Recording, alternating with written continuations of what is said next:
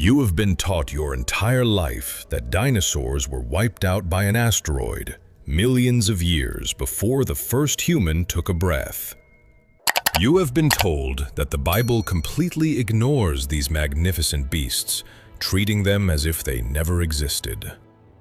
But what if I told you that the blueprint for their existence, the exact biological formula that created them, is hidden right there in the opening chapters of Genesis? What if the church has known this all along, but lacked the scientific vocabulary, or perhaps the courage, to explain it to you? Let us look at the facts like true investigators, stripping away the layers of modern assumptions to uncover a truth so shocking it will change the way you read ancient texts forever.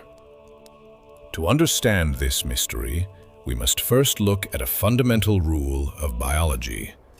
This mystery, a rule that governs every living creature on this planet. This man, mammals like you and me, possess what is known as determinate growth. We reach a certain age, our growth plates fuse, and we stop getting taller.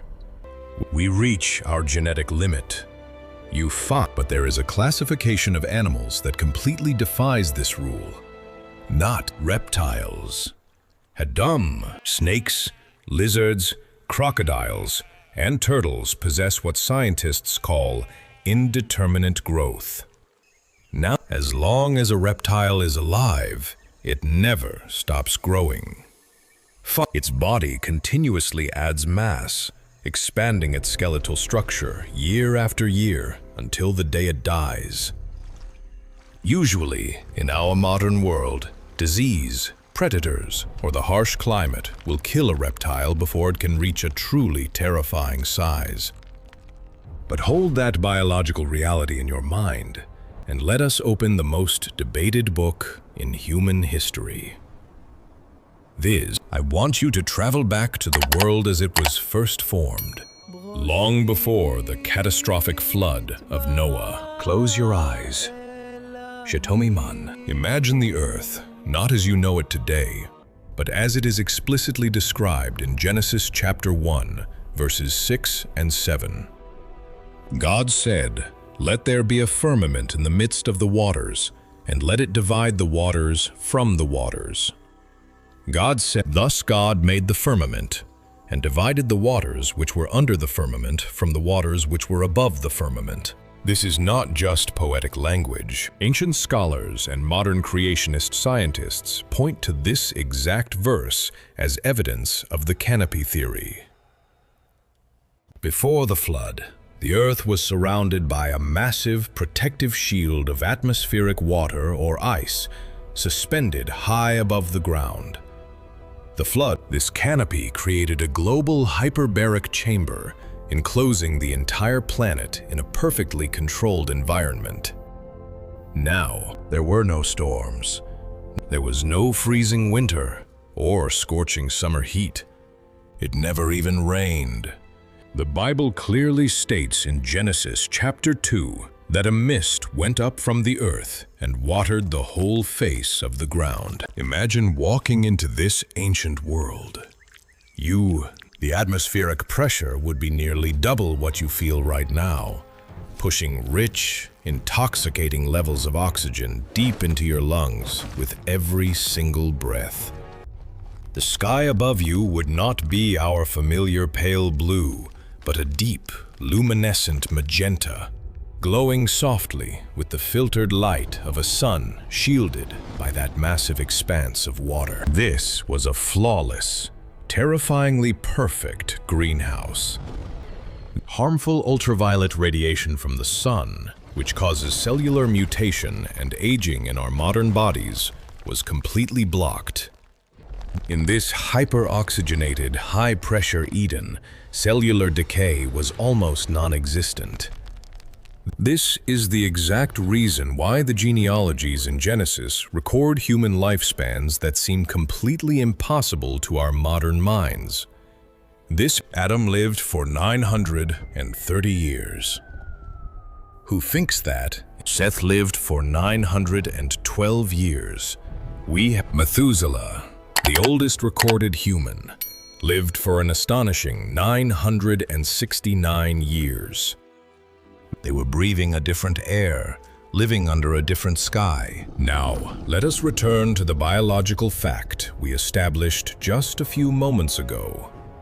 The reptiles never stop growing. If a fragile human body could survive for nearly a millennium in this perfect atmospheric pressure, so could a reptile. Imagine a simple ancient iguana, a monitor lizard, or an alligator hatching from its egg in this pristine environment. It does not suffer from drought. It does not freeze in the winter.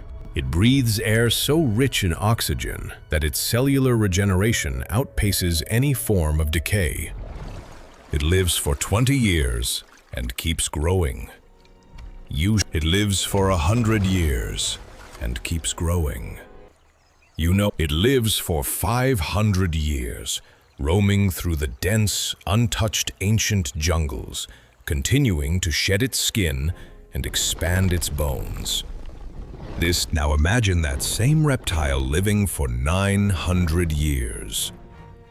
What does a lizard look like after 9 centuries of uninterrupted, monstrous growth? It does not become a new species, it becomes a behemoth. Its legs thicken like giant tree trunks just to support its massive, accumulating weight. Its tail extends to balance its enormous body, sweeping across the misty forest floor and snapping massive branches like twigs. Its scales harden into thick, impenetrable armor. It becomes exactly what modern science, in its limited 19th century vocabulary, decided to call a dinosaur. The word dinosaur itself was only invented in 1841 by Sir Richard Owen. It literally translates to terrible lizard. And that is exactly what these creatures were. They were not an evolutionary anomaly. They were not monsters from a forgotten prehistoric era millions of years removed from mankind. They were simply the reptiles of the pre-flood world, living out their natural, immortal lifespans alongside early humanity. But think about the psychological horror of this reality. Adam could have named a small, fascinating reptile in the garden, but his great-great-grandchildren would have watched that exact same creature grow into a towering, terrifying beast that darkened the sun when it walked. Now, the ground would shake beneath their feet. The terrifying implication here is that the dinosaurs were never a mystery. They were the inevitable mathematical result of reptile biology combined with the flawless environment of the Garden of Eden. But as these creatures grew larger, century after century, they began to dominate the landscape. The detail began to call the very perfection of the world was giving birth to living, breathing leviathans that would soon become completely uncontrollable. We are told by modern paleontology that a creature like the Tyrannosaurus rex was a unique, isolated evolutionary branch. They present it as a biological nightmare that could only exist in a primitive, savage world, completely devoid of human intelligence. But I want you to look closely at the skeletal structure of a T-Rex. Examine the shape of its skull, the hinge of its massive jaw, the exact placement of its eye sockets. Now, place that skull right next to the skull of a common modern iguana. You look at the teeth. Hey, look at the nasal cavities. Dorshapi there. If you strip away the sheer, terrifying scale of the T-Rex, you're looking at the exact same biological blueprint. It is not a different animal. It is a reptile that has simply been fed unlimited oxygen, shielded from solar radiation, and allowed to live for centuries. But think about the profound psychological horror of this reality for the early descendants of Adam. Imagine living in a world where the animals in your garden do not age and die like they do today. Instead, they just keep growing. This, a small, vibrant green lizard that a child might have played with near the banks of the Euphrates River, slowly transforms over 200 or 300 years. Its vibrant skin darkens, thickening into a dull, heavily armored hide. Then, its eyes, once small and darting, become the size of human heads, glowing with a cold, predatory intelligence in the dense tropical mist. Now, by the time that child becomes a 500-year-old elder, that same lizard has become a walking mountain of flesh and teeth. It no longer eats insects. It requires hundreds of pounds of meat every single day just to sustain its massive, accelerating metabolism. The serene silence of the ancient, untouched jungle is now shattered by deep, guttural roars that vibrate through the ribcages of anyone standing within a mile. The ground rhythmically thuds, shaking the ancient stone settlements with every step the beast takes. Humanity was no longer at the top of the food chain. They were sharing the earth with biological machines of death that they themselves had watched grow. But if these creatures were walking around, terrorizing the pre-flood world, why doesn't the Bible just use the word dinosaur? This is where the scholars and the church have done you a massive disservice. The Bible does talk about them extensively, but you have been blinded by a translation issue that has hidden the truth in plain sight for centuries. So, remember, the English word dinosaur did not exist until the mid-19th century. So what did the ancient Hebrew prophets call a massive, terrifying reptile? They used the word tanin. If you look at the original Hebrew text of the Old Testament, the word tanin appears 28 different times. It is a specific, descriptive word that literally translates to a giant, elongated reptile, or a monstrous serpent. But when modern English translators sat down to convert these ancient texts into something a European audience could understand, they did not know what to do with the word tanin. They had never seen a dinosaur. They had only seen fossils, which they often mistook for giant human bones or mythological creatures. So, depending on which version of the Bible you are reading, the translators completely scrambled the meaning. So that sometimes they translated tanin as sea monster. Sometimes they translated it as jackal or serpent. And in the King James Version, translated in the year 1611, they used the only word they had for a giant: terrifying reptile. They called it a dragon. When you read the Old Testament and see the word dragon, your modern mind immediately pictures a medieval fairy tale. You imagine a mythical creature with magical wings breathing fire on a castle, but you dismiss it as a metaphor or a cultural myth borrowed from Babylon. But the ancient prophets were not writing fairy tales. They were recording historical biology. They were describing actual flesh and blood creatures that they were looking at with their own terrified eyes. Jeremiah chapter 51, verse 34, speaks of a king who has swallowed me up like a dragon, filling his belly with my delicates. Jomin said, Psalm 74, verse 13 declares, Thou breakest the heads of the dragons in the waters.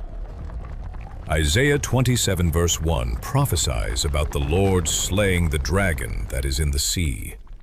These are not metaphors for human kings. They are literal descriptions of the apex predators of the ancient world, the Tannean griffin, the terribly overgrown reptiles that stalked the mist-covered valleys of the ancient Middle East.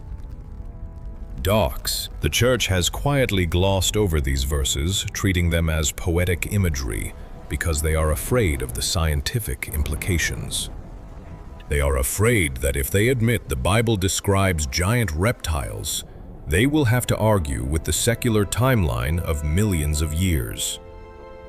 So they hide behind poor translations, letting you believe that the Bible is just a book of spiritual moral stories.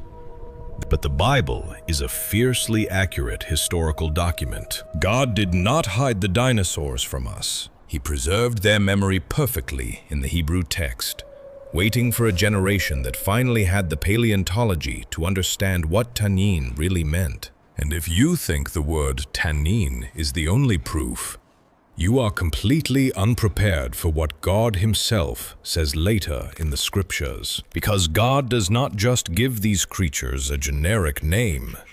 This is the group of beautiful for a place behave the God. In the oldest book of the entire Bible, the Creator stops speaking in parables and gives us a flawless, bone-chilling autopsy of the two largest dinosaurs to ever walk the earth. He gives us their precise anatomy, their habitat, and the sheer terror they inflicted on human beings. And once you read these specific descriptions, the entire illusion of the evolutionary timeline will collapse right before your eyes. God never hid the dinosaurs from us. He described them in such terrifying, hyper-realistic detail that the modern church actively chose to mistranslate the text just to keep you from panicking. Let us turn to the book of Job.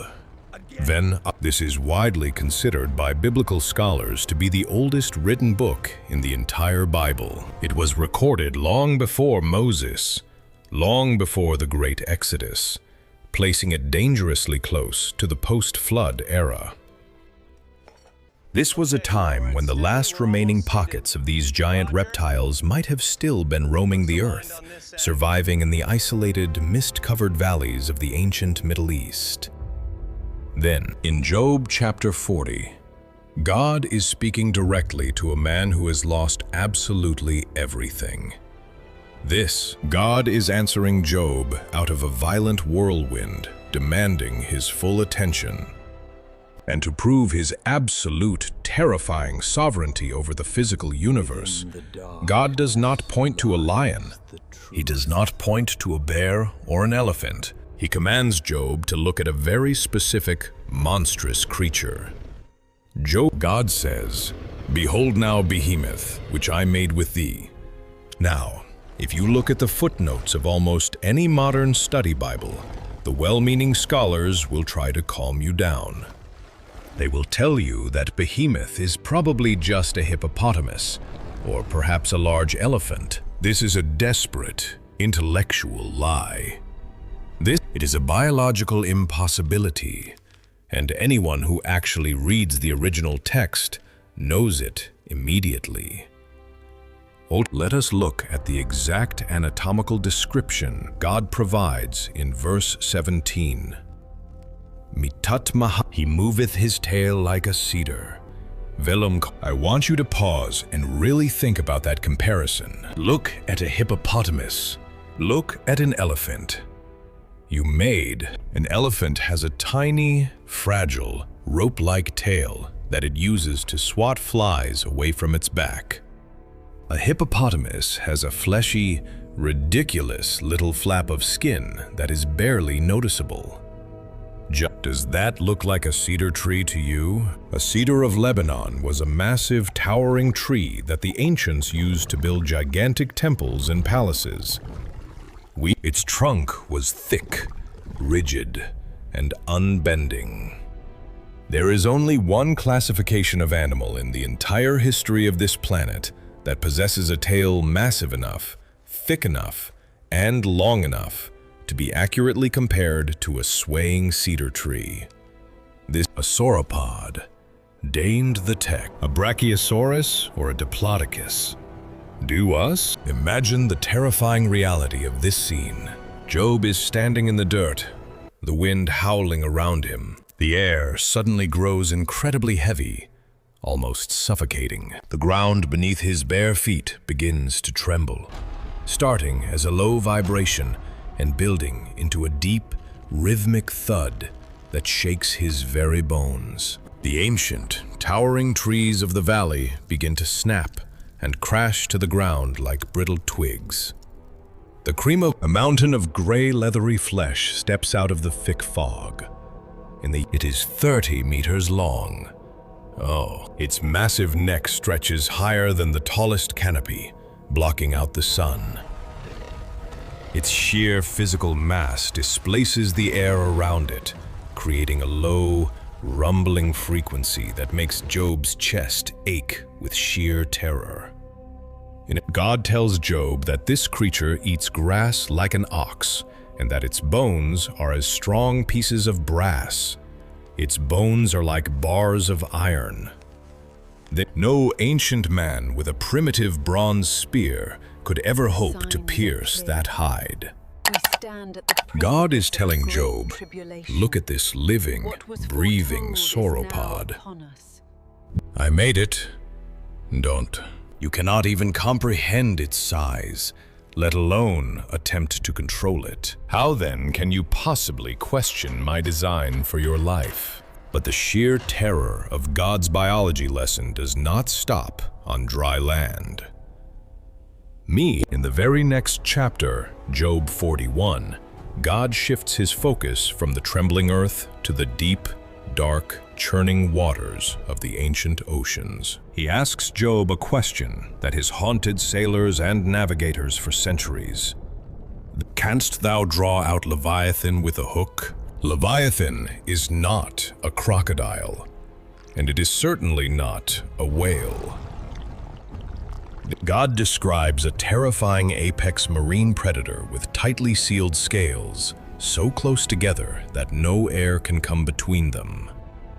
It is a creature that treats iron weapons like mere straw, laughing at the spears and harpoons of ancient men. But then, God reveals a biological detail so shocking that modern science absolutely refuses to touch it.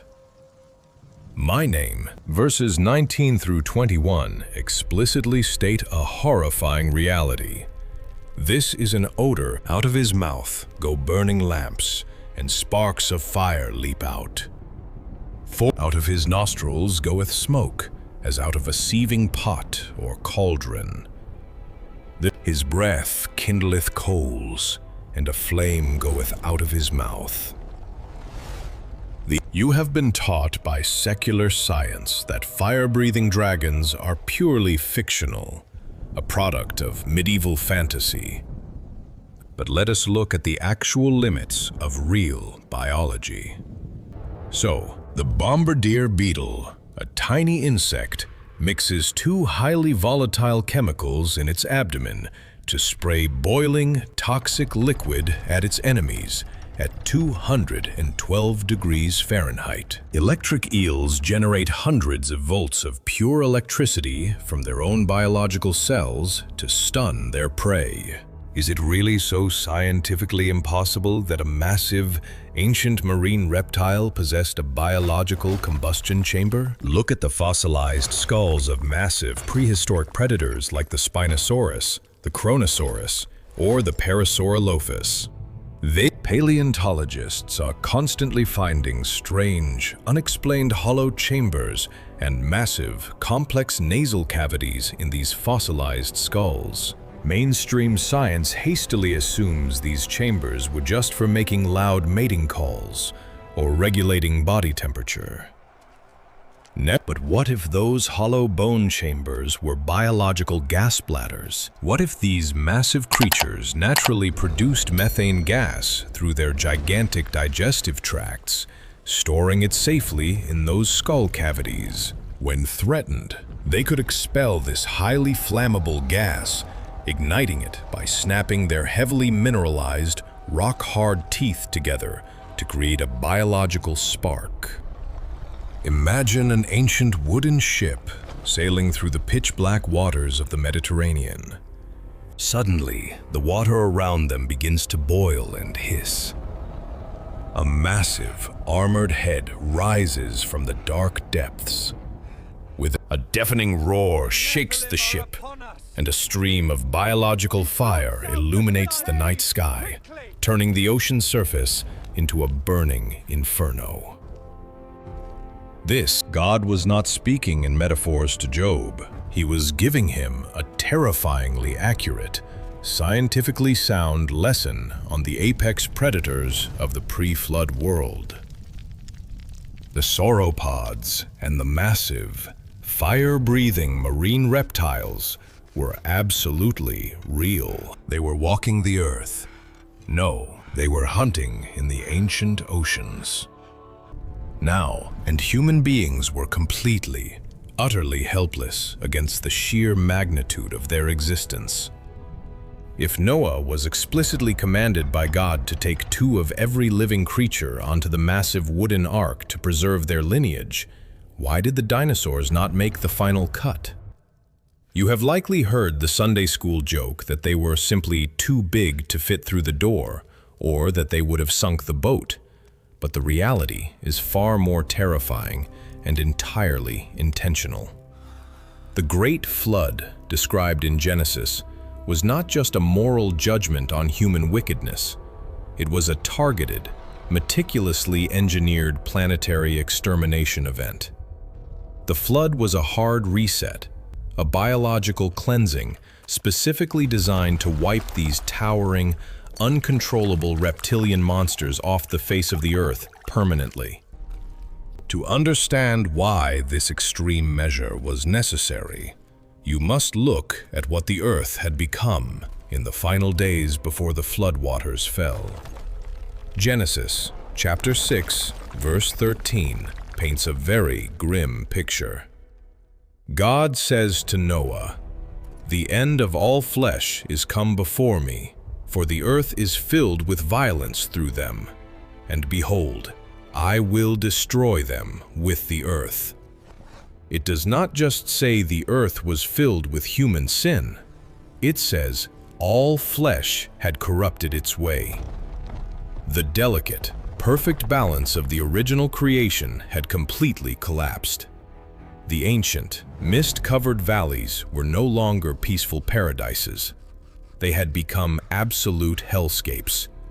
Imagine the sheer ecological nightmare of this pre-flood world. You have human beings living for hundreds of years, breeding and expanding their violent territories. You have the Nephilim, the hybrid giants of ancient lore, establishing their brutal dominion. And roaming among all of them are the Tanyin, the terrible lizards. These reptiles, having lived for centuries in the hyperbaric greenhouse of the earth, had grown into carnivorous machines of unimaginable size and appetite. The ecosystem simply could not sustain them anymore.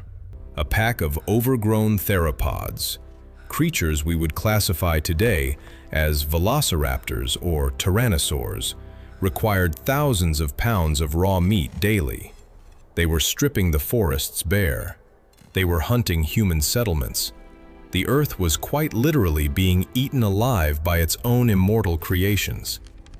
God did not forget to put the dinosaurs on the ark. He actively locked them out. Their massive, overgrown genetics belonged to a world that was about to be violently erased. The architecture of their destruction is laid out with chilling scientific precision in Genesis chapter 7, verse 11.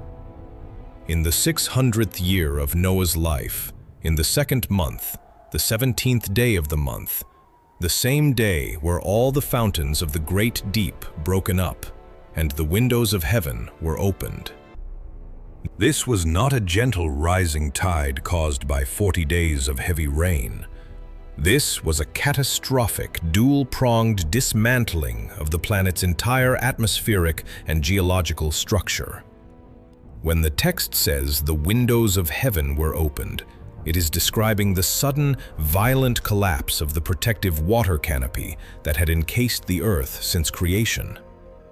I want you to imagine the physical and physiological horror of that exact moment for a creature the size of a brachiosaurus. For centuries, this massive beast had thrived under an atmospheric pressure twice as heavy as our own, breathing air that was rich and thick with oxygen. Suddenly, the sky above it literally cracks open. The protective magenta firmament shatters. Billions of tons of suspended water begin to free fall toward the Earth. But before the first drop of that cosmic ocean even touches the ground, something else happens. Something invisible and deadly. With the canopy destroyed, the global atmospheric pressure plummets instantly. The hyperbaric chamber is broken. Within minutes, the air becomes thin like the air at the top of a modern mountain peak. The immediate physiological trauma on these giant reptiles would have been agonizing. Their massive lungs, perfectly evolved to passively absorb thick, pressurized oxygen, suddenly cannot extract enough air to sustain their gigantic bodies. They begin to suffocate in the open air. Imagine a 40-ton beast gasping violently, its massive rib cage heaving as it desperately tries to pull in oxygen that simply is no longer there. Their enormous hearts beat frantically, trying to pump increasingly oxygen-deprived blood to their distant extremities. Because of the rapid depressurization, the gases in their bloodstream would begin to expand, causing a massive, agonizing condition similar to what modern deep-sea divers call the bends. Their capillaries would burst. Their sheer, magnificent size, which had made them the invincible kings of the ancient world, instantly became the very thing that executed them. And then, the temperature drops. Without the greenhouse canopy trapping the Earth's heat, the freezing cold of space penetrates the atmosphere for the very first time in planetary history. Freezing rain and sleet replace the warm, nurturing mist. As cold-blooded reptiles, their metabolisms crash. They become paralyzed by the sudden, biting frost, unable to run, unable to fight, unable to even stand upright. And that is exactly when the ground beneath their paralyzed feet explodes. The fountains of the great deep breaking up refers to the Earth's crust fracturing violently. Superheated subterranean water, magma, and toxic volcanic gases erupt from the ocean floors and the continents. Massive tsunamis of boiling mud, liquid rock, and millions of tons of sediment sweep across the land at hundreds of miles per hour. These paralyzed, suffocating giants are not given the mercy of floating away. They are struck by a wall of high-velocity mud and instantly buried alive under thousands of feet of crushing geological pressure. Look closely at the bones displayed in our modern museums. Think about the fundamental laws of nature that you observe every single day. When an animal dies in the forest today, it does not turn into a fossil. Scavengers immediately tear the carcass apart. Microscopic bacteria aggressively consume the remaining flesh. The sun, the wind, and the acidic rain bleach and dissolve the exposed skeleton until absolutely nothing remains but dust. So how do we have millions of perfectly preserved dinosaur skeletons buried across the globe? Why are their massive frames found intact, sometimes clustered together in massive graveyards, with their heads thrown back over their spines in a classic biological posture of extreme suffocation and agonizing death? You are told by the academic establishment that this fossilization process took millions of years of slow, gradual sediment accumulation. But basic organic chemistry and sheer logic tell a completely different, violent story. Fossilization does not happen slowly. It requires a catastrophic, instant burial. It requires the living creature to be trapped in a massive amount of mineral-rich water and mud under extreme geological pressure. This instantaneous burial completely cuts off all oxygen, stopping normal bacterial decay in its tracks. This is exactly what the Great Flood of Genesis was. It was not just a lot of rain, it was a global geological meat grinder. Millions of these towering reptiles were suffocated by the collapsing atmospheric canopy. They were paralyzed by the sudden, terrifying introduction of freezing cold into a world that had never known a winter. And then they were violently slammed into the earth by continental tidal waves of superheated mud and volcanic ash. As the floodwaters eventually receded and the earth began to dry, the extreme weight of the sediment compressed these creatures. Silica and heavy minerals from the subterranean eruptions slowly infused into the cellular structure of their massive bones, literally turning them to solid stone. They were violently frozen in time. The towering skeletons you see carefully mounted under the bright lights of museums are not the grand trophies of a slow, random evolutionary victory. They are not the ultimate proof that the Bible is a lie. It is court. They are the exact opposite. They are a physical, terrifying monument to a world that was created with absolute perfection. A world so flawlessly designed to sustain and nurture life that life itself, left unchecked by aging and death, grew into an uncontrollable nightmare. God buried the dinosaurs deep beneath the rock to save the future of humanity. The new harsh atmospheric pressure after the flood, the bitter winters, the shortened human lifespans, all of this was intentionally introduced to keep the biological world in check. A reptile hatched today will still follow its genetic code and grow for its entire life. But the harsh environment of our post-flood world will kill it long before it can ever become a leviathan or a towering behemoth. So the next time you walk into a natural history museum and look up at the gaping fossilized jaws of a Tyrannosaurus rex, do not see a prehistoric myth. Look deep into those empty stone eye sockets and see the terrifying historical truth. You are looking at a creature that breathed the hyper-oxygenated air of the early Earth, a creature that shared the untouched valleys with the very first generations of humanity. You are looking at a casualty of the Genesis flood, perfectly preserved by the hand of God as a warning to future generations. If this revelation has shattered what you thought you knew about the ancient world, do not keep it to yourself. Leave your thoughts in the comments below, share this hidden truth, and make sure you subscribe to the channel so you never miss another investigation. Because the floodwaters may have buried the massive dinosaurs, but they did not bury every dark secret of the ancient world. Join us in the next video as we uncover an even more terrifying mystery that the Church refuses to talk about. Where exactly did the demonic army of the Nephilim go after the waters receded? The answer is hiding in plain sight, and it will chill you to the bone.